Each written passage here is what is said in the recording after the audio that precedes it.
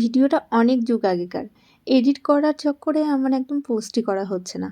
আর edit করার জন্য তো টাইমও দরকার। আর সবসময় এতটা টায়ার্ড থাকছি যে এডিট করার আর টাইমই পাচ্ছি না। যখন পাচ্ছি টাইম।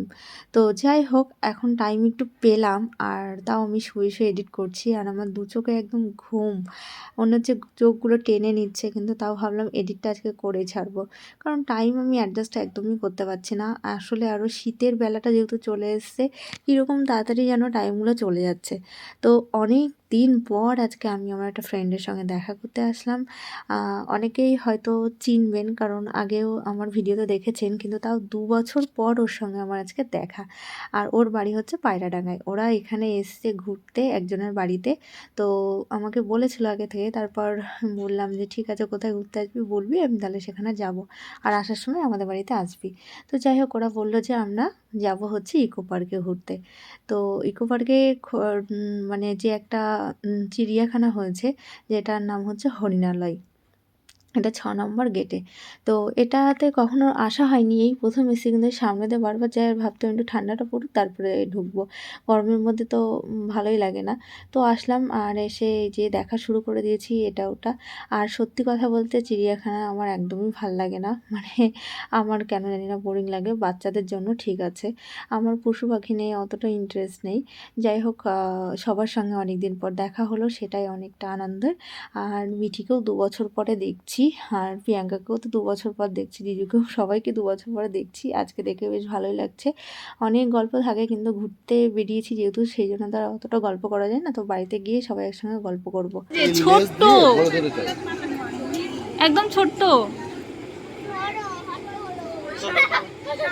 ওই যে বাদল ১২ লক্ষ টাকা না কত লক্ষ টাকা দাম আটটা বাজারে, প্রচুর দামি বাজার।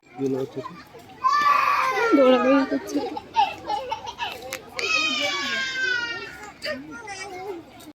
ওই যে মাথা উঁচু করে আছে ওই সামনে ওই যে ঘাসগুলা রয়েছে সামনে এই জলের মধ্যে।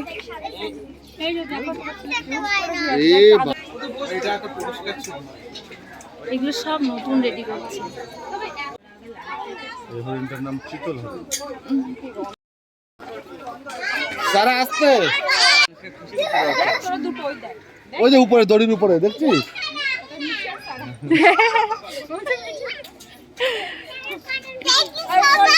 হ্যাঁ দেখো ওই যে ওই দেখ উপরে দূরে দেখ বালির ওই পাশে শুয়ে ওই দেখ দেখছিস?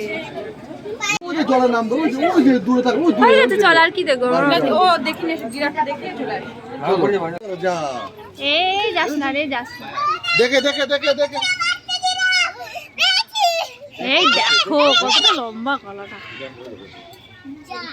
ওই যে ভালো ভালো যা ব্যানানা খেতে দিচ্ছি ওই যে উপর থেকে আঙ্কেলটা ছোট ওই যে জিরাফ দুটো দাঁড়িয়ে তো প্রিয়াঙ্কারা হচ্ছে একটা দিদির বাড়িতে এসেছিলো ফেসবুক থেকে দিদির সঙ্গে ওর পরিচয় আর সেখান থেকে আর কি ভালো একটা সম্পর্ক হয়েছে আর ওরা তাদের বাড়িতে এসেছিলো ওদের বাড়ি আমাদের বাড়ি থেকে বেশি দূর না অল্প একটু তো ওরা ওদের সঙ্গে এসছে আর আমরা হচ্ছে ওদের গাড়িতে উঠে গেছিলাম আর আমাদের স্কুটিতে প্রিয়াঙ্কা আর বর আর আমার বর দুজনে মিলে ওরা এসেছিলো তো আমরা ইকো পার্কে এই যে প্রবেশ করেছি আর ইকো পার্কে আমার অনেকবার আসা হয়ে গেছে এখন আর আসতে ভাল লাগে না মানে বোরিং লাগে মানে এক জায়গায় আর কতবার ঘুরবো যেগুলোতে যাইনি সেগুলোতে যাই কিন্তু এটা যেহেতু কাছাকাছি আর অনেকটা বড় হয়ে তারপরে ওরাও এসছে ভাবলাম যাই তাহলে একটু দেখাটা তো অন্তত হবে আর আমরা ঢোকার পর সন্ধ্যাও হয়ে গেছিলো ইকো পার্কে মেনলি শীতকালের সময় এই সকালবেলাটা আসলে সব থেকে ভালোই সকাল বলতে ওই মোটামুটি 10টার পর আসলে সারাদিন অনেকটা ঘোরা যায় আর সন্ধ্যা হয়ে গেলে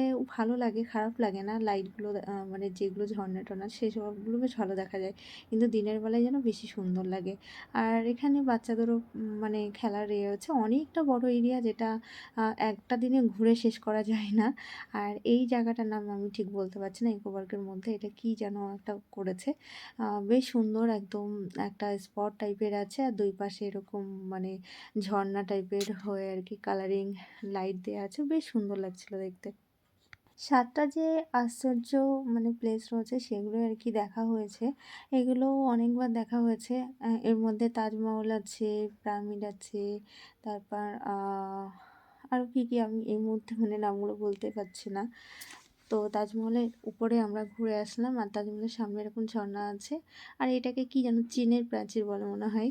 তো সবগুলোতে আমরা একটু একটু করে ঘুরলাম। আর ভিতরে দেখার মতন কিছুই নেই, কিন্তু বাইরের শোটা সুন্দর লাগে দেখে, মনে হয় যেন সত্যিই আর কি, মানে তুমি সেই জায়গায় এসছো। আর এখানে এদের খেলার জায়গাটা বেশ ভালো হয়েছে, একটা দরজা দিয়ে বেরোচ্ছে, একটা দরজা দিয়ে ঢুকছে, এই করছে।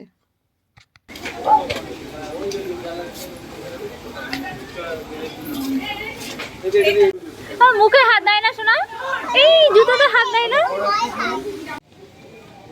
ওই যে লায়ন, ও এইগুলো ওই যে পাজল গেমগুলো হয় না? না না পাজল গেমগুলো এটা আর এটা কোন কি একটা আছে না এখানে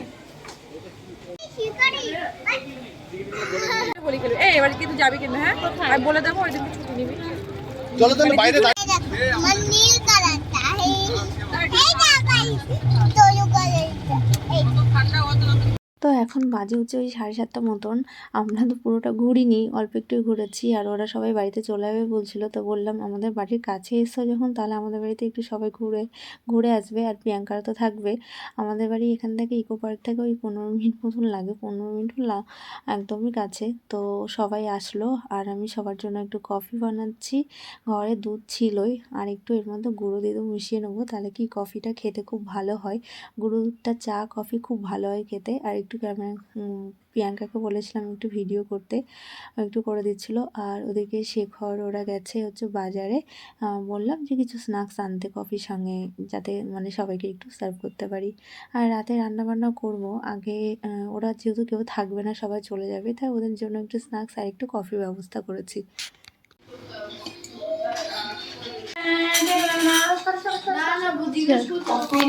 চলে আসো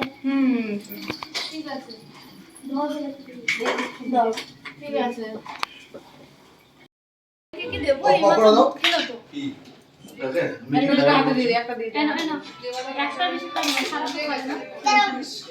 বাটি বাটি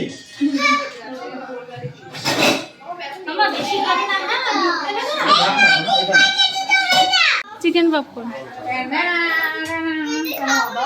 এই দাঁড়া,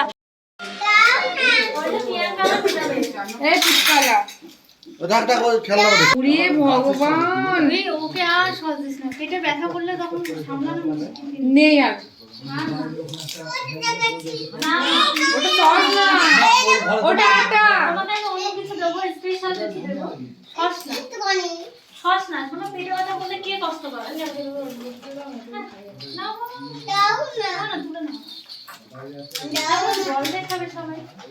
এই পাতা দে বাটি দে ওই বাটিগুলো এনে না রে, আমি দিদিদের খাই দে হ্যাঁ খেতে না ভাত বড়দি ছোটদিকে খাই দে। তো শেখর আর জিজু নিচে গেছে, ওরা যেহেতু চলে যাচ্ছে তাই একটু আগে দিয়ে আসতে গেল। আর ওরা খাবার নিয়েছিল তার কারণ হচ্ছে ওরা বাড়িতে চলে যাবে, এরকমই ওদের মানে ওরকমই বলেছিল। এবার যাতে বাড়ি থেকে রান্না না করতে হয়, ওই জন্য দিদিরা ওদের জন্য খাবার পাঠিয়ে দিয়েছিল। তো এর মধ্যে আছে বিরিয়ানি, তারপরে হচ্ছে লোটে মাছ, আর মিষ্টি, আর একটা যেন কি ছিল, তো দেখাচ্ছি আপনাদেরকে। এটা খুলতেই অনেকটা টাইম লেগেছে। বিরিয়ানিটা সত্যি খুব সুন্দর হয়েছিল। আমি আজকাল না বিরিয়ানি খুব একটা ভালো বানাতে পারি না, আগে না বেশ ভালো বানাতে পারতাম, এখন জানি না কেন আমার খুব একটা ভালো বিরিয়ানি হয় না। আর এদিকে মিঠি আর সারা একটু খাবে বলছিল, সারা আবার একটু মিষ্টি ভক্ত, মিষ্টি আমার মতন হয়েছে, মিষ্টিটা খেতে বেশি পছন্দ করে। আর এটার মধ্যে ছিল আলু ফুলকপির তরকারি। প্রিয়াঙ্কা হচ্ছে চিকেন খায় না, চিকেন মাটন এগুলো কিছুই খায় না, মাছও সেরকম খায় না, শুধু লোটে মাছটাই খাই মনে হয় এখন। আগে তাও খেত, মাঝে খেত, তাছাড়া আগে গুড়াই ওর সঙ্গে যখন থেকে মিশি তখন থেকে দেখি ও মাছ মাংস ডিম কিছুই খেতে চায় না। তো সেই জন্য ওর জন্য নিরামিষ তরকারি করেছে। সারা আর মিঠি এখন বিরিয়ানি খাচ্ছে, তাই তো? সবটা খেয়ে নেবে কিন্তু দুজনেই, ওকে? কমপ্লিট করবে খাবার, ওকে? তো প্রিয়াঙ্কারা কালকে সকালে চলে যাবে, সকালে তাড়াহুড়ো করে কি রান্না করবো না করবো, ওই জন্য ভাবলাম রাত্রেবেলায় রান্না করি। আর রাত্রেবেলা হচ্ছে পনির, ও তো চিকেন খায় না, চিকেনও আনা হয়েছে, চিকেন জিজুর জন্য। আমারও চিকেন একবার খেলে আর দুবার ভাল লাগে না তো খেতে, তাই অল্প একটু চিকেন আনা হয়েছে। 500 না 600 মতন চিকেন নিয়ে এসে। আর ওরাও যেহেতু দুপুরবেলা খেয়েছে ওই জন্য খেতেও চাইছিল না, তাও নিয়ে আসলাম যেহেতু মানে কালকে সকালে চলে যাবে। যদি একটা দিন থাকতো তাহলে কালকের দিনটাই ভালো মন্দ কিছু করা যেত।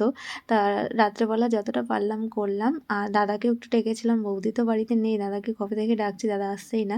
আর পনিরটা আমি করছি একটু ক্যাপসিকাম আলু দিয়ে, বেশ ভালো লাগে খেতে, না নিরামিষ করে করছি।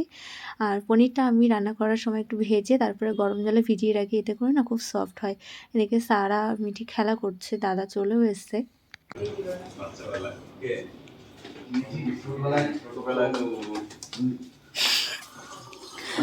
দাদাকে আপ্যায়ন করছে। কামড়াঙ্গা নিয়ে এসছে, কি নিয়ে এসছে? যা যা, পড়ে গেল সব খাবার। ভালো করে দাও, পড়ে যাচ্ছে কেন খাবারটা বাটির থেকে? হ্যাঁ ওইটা ওদিকে দাও।